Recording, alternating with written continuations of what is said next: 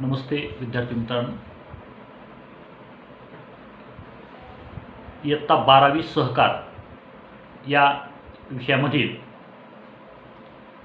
आत्तापर्यंत आपण जवळपास 5 प्रकरणांचा अभ्यास आपण केलेला आहे. नुकतंच जे प्रकरण संपलेलं होतं ते म्हणजे सहकारी संस्थेचे हिशेब व हिशेब लेखन.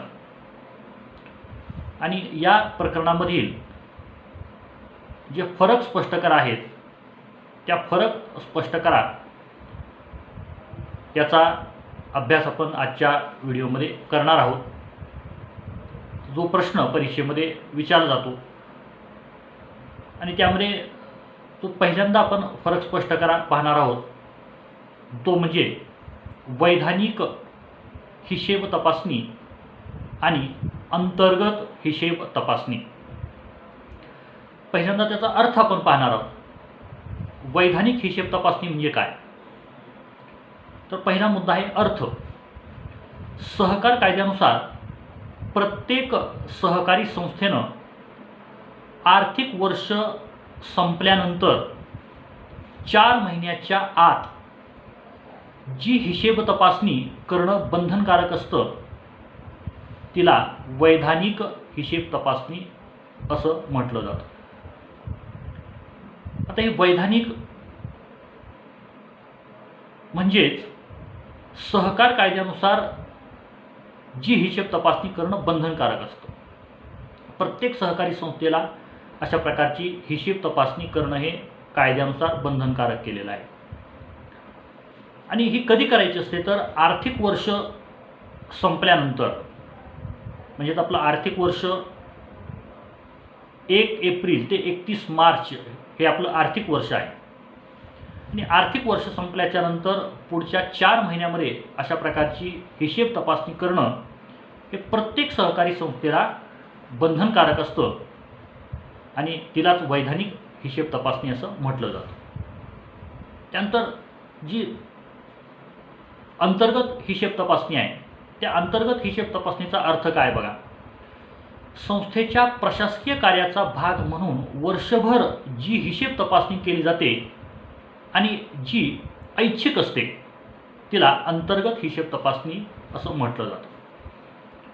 आता ही जी अंतर्गत हिशेब तपासणी आहे ती हिशेब तपासणी सहकार कायद्यानुसार ती बंधनकारक नाही आहे.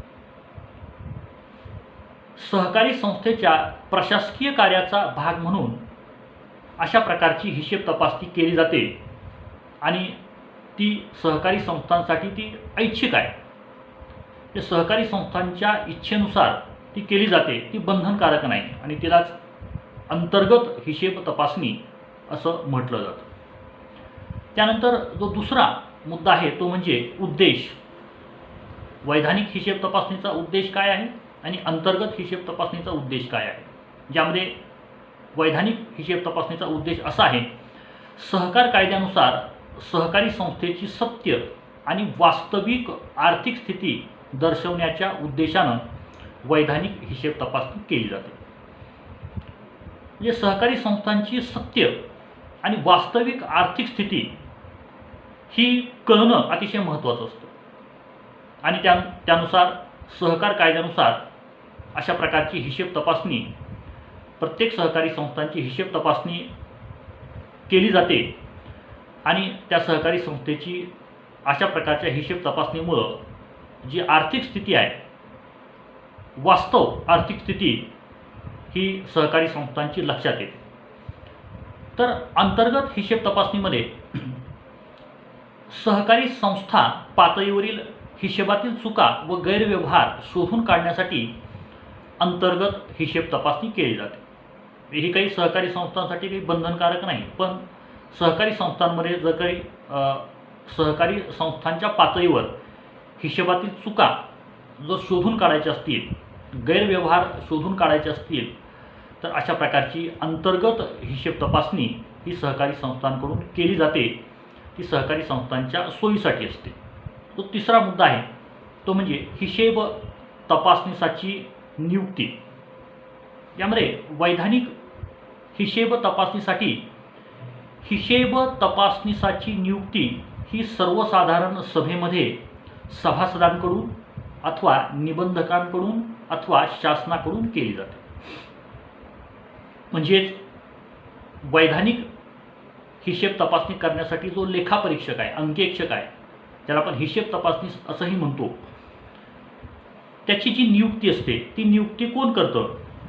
तर ती नियुक्ती सहकारी संस्थांच्या सर्वसाधारण सभांमध्ये सभासदांकडून केली जाते किंवा निबंधकांकडून केली जाते किंवा शासनाकडून अशा प्रकारच्या लेखापरीक्षकाची नियुक्ती केली जात असते. तर अंतर्गत हिशेब तपासणीसाठी हिशेब तपासणीसाची नियुक्ती ही व्यवस्थापन समिती करते. त्यासाठी वार्षिक सर्वसाधारण सभांमध्ये अशा प्रकारच्या हिशेब तपासणीसाची नियुक्ती करणं काही बंधनकारक नाही.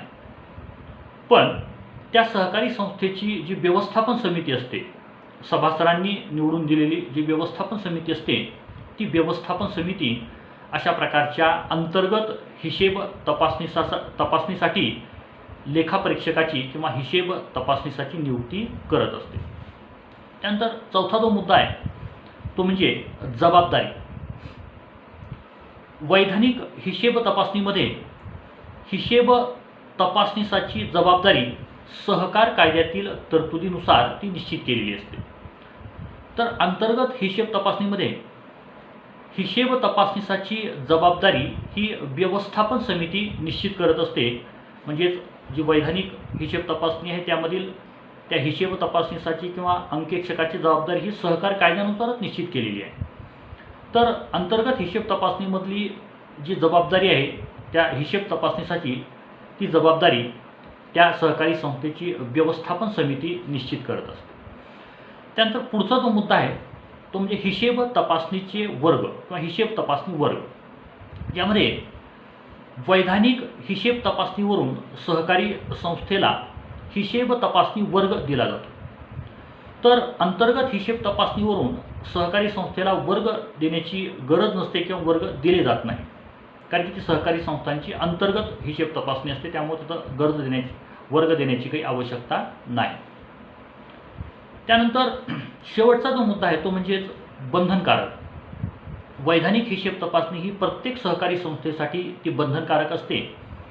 तर अंतर्गत हिशेब तपासणी ही काही प्रत्येक सहकारी संस्थेला ती बंधनकारक नसते. सहकारी संस्था आपल्या सोयीसाठी किंवा तो एक प्रशासकीय कार्याचा भाग म्हणून अशा प्रकारची हिशेब तपासणी करून घेत असतात आणि त्यामुळे ही काही बंधनकारक नसते. आणि अशा प्रकारचा जो फरक स्पष्ट आहे तो परीक्षेमध्ये विचारला जातो.